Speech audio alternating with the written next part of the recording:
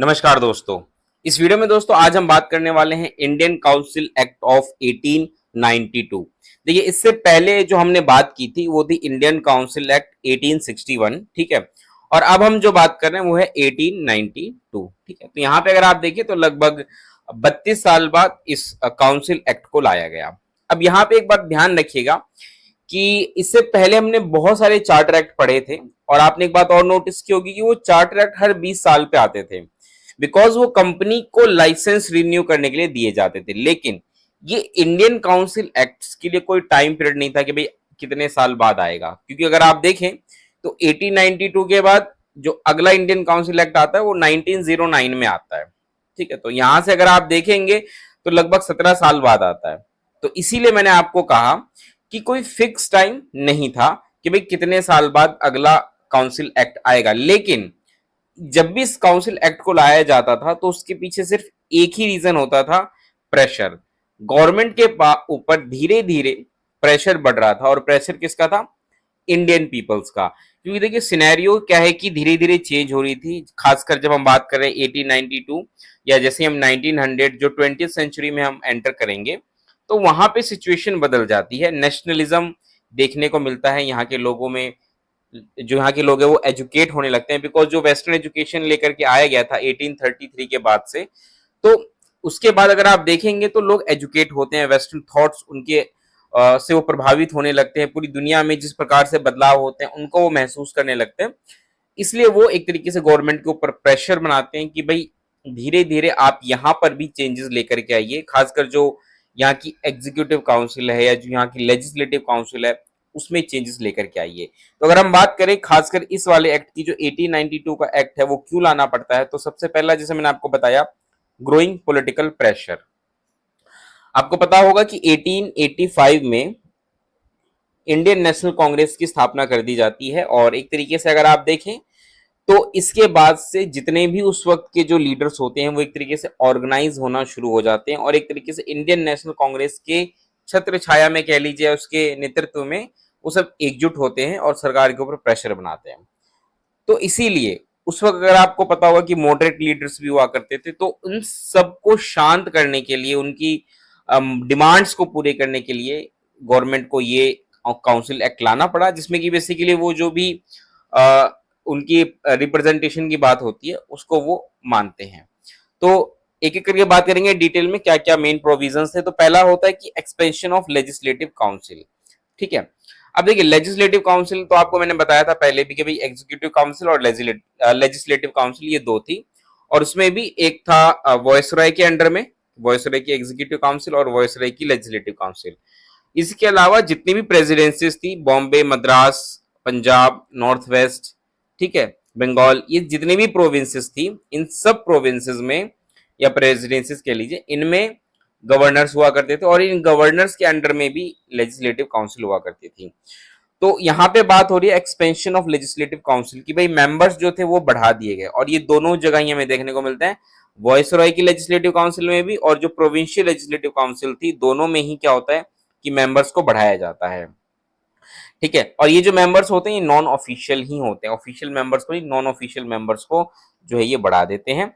लेकिन ये इतनी ही बढ़ा की संख्या इनकी इतनी बढ़ाई जाती है कि भाई जो ऑफिशियल मेंबर्स हैं उनकी मेजोरिटी बनी रहे, बिकॉज जब भी वोटिंग वगैरह होती है तो ऑफिशियल मेंबर्स जो होते हैं वही वोट डाल पाते हैं, जो नॉन ऑफिशियल मेंबर्स होते हैं वो वोट नहीं डाल पाते, ठीक है। तो इस चीज का ध्यान रखा गया। तो अगर हम बात करें सेंट्रल लेजिस्लेटिव काउंसिल, तो वहां पे 12 मेंबर्स थे, हमें पता है, उसके बाद उसको बढ़ाकर 16 कर दिया गया। इसके अलावा प्रोविंशियल लेजिस्लेटिव काउंसिल जैसे मैंने बताया, Bengal, Bombay, Madras, north west province और पंजाब, इन सब में अगर आप देखें तो जो मेंबर्स हैं वो बढ़ा दिए गए, ठीक है। अगला, इंट्रोडक्शन ऑफ इनडायरेक्ट रिप्रेजेंटेशन। देखिए जैसा कि हमने देखा कि जो रिप्रेजेंटेशन है वो हमें देखने को मिलता है इससे पहले वाले एक्ट में, जहां पे प्रेसिडेंसी से लोग जो गवर्नर जनरल की लेजिस्लेटिव काउंसिल होती है वहां पे लोग आते हैं चुन करके। तो शुरुआत में मैंने बताया था ब्रिटिशर्स ही आते हैं, लेकिन धीरे धीरे इंडियंस भी आने शुरू हो जाते हैं, ठीक है। जैसे हमने देखा इंडियंस को भी ये शामिल करते हैं। अब अगर आप देखेंगे तो इलेक्शन तो उस वक्त था नहीं, अब मान के चलिए जैसे मैंने बताया कई सारी प्रेसिडेंसीज हैं, अब 16 की जगह हमने देखा, सॉरी 12 की जगह 16 मेंबर हो गए, ठीक है। तो अब क्या है कि लोग बढ़ते जा रहे हैं, तो भाई कौन जाएगा उनकी लेजिस्लेटिव काउंसिल में, ये कैसे तय होगा? तो यहाँ पे होता था नॉमिनेशन, नॉमिनेट करते थे। अगर मान के चले वॉइस राय की काउंसिल है, वहां पे लोगों को भेजना है, तो जनरली क्या था कि जो प्रोविंशियल काउंसिल्स हुआ करती थी, ठीक है, वो, या फिर जो बंगाल चैम्बर ऑफ कॉमर्स हुआ करते थे, वो क्या था कि नॉन ऑफिशियल मेंबर्स को नॉमिनेट कर सकते थे लेजिस्लेटिव काउंसिल में, और उसके बाद जो वॉइस रहे थे उनको नॉमिनेट करते थे, ठीक है। The word election was not use, देखिए इलेक्शन वर्ड यूज नहीं किया गया था इस सेक्टर में, बिकॉज यहाँ पे इलेक्शन नहीं था, यहाँ पे नॉमिनेशन था। आपको मैंने एक बात शुरू में भी बताई थी कि पहले भी नॉमिनेशन हुआ करता था, पहले जब गवर्नर्स होते थे, जैसे बंगाल के हो गए या और उनकी एग्जीक्यूटिव काउंसिल हो गई, तो उस वक्त क्या था कि वो जब कोर्ट ऑफ डायरेक्टर्स हुआ करते थे, तो पहले वो नॉमिनेट करते थे, और वो जिसको नॉमिनेट करते थे वो जनरली उनके ही जानकार में होते थे, कुछ खास लोग हुआ करते थे, तो वहां पे टॉप पीपल्स जो है वो नॉमिनेट कर रहे हैं। बट यहाँ पे अगर आप देखें तो जो प्रेजेंटेशन है वो नीचे से ऊपर की तरफ हो रहा है, कि जो लोअर, जैसे कि मैंने बताया ना कि प्रोविंशियल काउंसिल्स या बंगाल चैम्बर्स ऑफ कॉमर्स, ये लोग क्या है कि आगे जाकर के रिकमेंडेशन दे रहे हैं और फिर वॉइस उनको नॉमिनेट कर रहे हैं। अब यहाँ पे एक चीज समझ लीजिए कि भाई आखिर ये चैम्बर ऑफ कॉमर्स क्या है, इसको समझ लीजिए। अब जैसे बंगाल चैम्बर ऑफ कॉमर्स है, तो सीधी सी बात है बंगाल का ही होगा।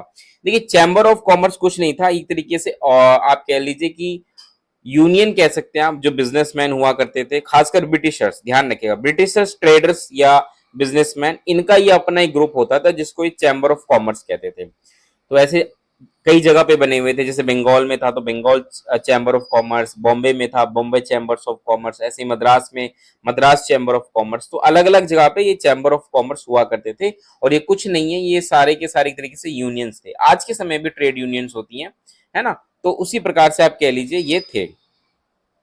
इसके अलावा अगर प्रोविंशियल काउंसिल है, तो वहां पे कौन रिकमेंड करेगा? वहां पे जो डिस्ट्रिक्ट बोर्ड्स हुआ करते थे, यूनिवर्सिटीज, म्यूनिसिपैलिटीज, जमींदार, चैम्बर ऑफ कॉमर्स जो वहां के हैं, वो रिकमेंड कर सकते थे। हमने देखा कि वॉइसराय वाले में बंगाल चैम्बर ऑफ कॉमर्स, बाकी में जो वहां की चैम्बर ऑफ कॉमर्स है वो वहां की जो प्रोविंशियल काउंसिल है उसमें नॉमिनेट कर सकते थे। इसके अलावा जो प्रोविंशियल काउंसिल में जो नॉमिनेट होते थे उनको गवर्नर जो थे वो अपॉइंट करते थे, ठीक है ना। अगला, right to discuss the budget but limited. अब यहाँ पे जो लेजिस्लेटिव काउंसिल में जो मेंबर्स थे उनको बजट पे डिस्कस करने का अ, अधिकार दे दिया गया। Council could discuss the budget, budget discuss कर सकते थे, but could not vote on, इस पे वोटिंग नहीं कर सकते थे वो। मान के चलिए कोई प्रोविजन है और उस पर उनको दिक्कत है, तो वो जब पास करने की बारी आती है और मान के चलिए उनको पावर दी जाए, तो वो हो सकता है उस पर रोक लगा सकते हैं, इसलिए वो कुछ ना कर पाए, सिर्फ डिस्कस कर पाए। इस यही पर्पज से उनको बस डिस्कस करने का राइट दिया गया, वोट करने का राइट इस पे नहीं हुआ था। इसके अलावा जो मेंबर्स थे लेजिस्लेटिव काउंसिल के, वो क्वेश्चंस पूछ सकते थे जो पब्लिक मैटर से जुड़े हैं, लेकिन उसके लिए भी उनको 6 दिन पहले ही नोटिस देना पड़ेगा कि हाँ भाई हमें ये सवाल पूछना है, तो जब भी मीटिंग होगी उसमें पूछा जाएगा, लेकिन वो सप्लीमेंट्री क्वेश्चंस नहीं पूछ सकते थे, ठीक है। इसके अलावा अगर आप देखें तो इसमें जो इंपॉर्टेंट बात है वो समझिए, no real power, the council had no control over the executive. अब एक बात देखिए, यहाँ पे जो मेन काम है ना एग्जीक्यूट करने का, मतलब जो भी पॉलिसीज वगैरह बन रही है वो तो लेजिस्लेचर बनाएगी, जो लेजिस्लेटिव काउंसिल वो बनाएगी, बट उसको एग्जीक्यूट कौन करेगा? उसको एग्जीक्यूट करेगी जो एग्जीक्यूटिव काउंसिल है। और अगर आपको पता हो, ये बात मैंने आपको पहले भी बताई थी कि जो लेजिस्लेटिव काउंसिल थी ना, उसमें वो सारे मेंबर्स थे जो एग्जीक्यूटिव काउंसिल में भी थे, ठीक है। तो जो एग्जीक्यूटिव काउंसिल में थे वही उसके ऑफिशियल मेंबर हुआ करते थे लेजिस्लेटिव काउंसिल के, और जो नॉन ऑफिशियल थे वो मैंने आपको बताई रिकमेंडेशन के थ्रू आए थे, और उनको तो वैसे भी वोट डालने का अधिकार नहीं था। तो इस प्रकार से अगर आप देखें तो सारा कुछ एक तरीके से एग्जीक्यूटिव ही कर रही थी, इनको बस थोड़ा सा डिस्कस करने की छूट दे दी गई कि आप डिस्कस कर लीजिए, एक दो क्वेश्चन जो पब्लिक मैटर से जुड़े हैं उन के बारे में आप पूछ सकते हैं, ठीक है। तो ये सारे कुछ थी। All members were under the control of viceroy and governor, और जितने भी मेंबर्स थे लेजिस्लेटिव काउंसिल एग्जीक्यूटिव काउंसिल के, वो सबके सब वॉइसरॉय या गवर्नर के अंडर में ही काम करते थे।